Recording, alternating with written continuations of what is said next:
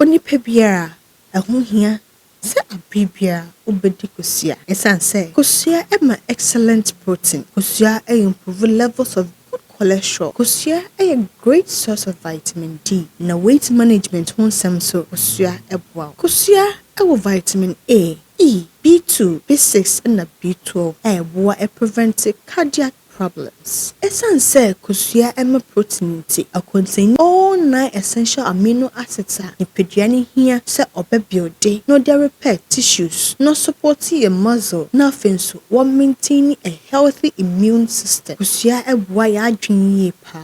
Kosua eboa yani afei se wodi kosua na pa ema common no ntem wodi kosua na betuma mo atena ho abibia na time bia opebia na afei akodidi. Kosua eboa ebie ya adwen mu. Kosua eboa support your mental health, reduce stress na afenso increase your mental health practices. Ɛho hia pa se abibia no penfo ebedi kosua for ne breakfast. Se de be ya ne ba oda yefunu mu no eboboa ama na adwen asiesie. Come on. Aha, pack TV. Subscribe, like it, na share, and damos.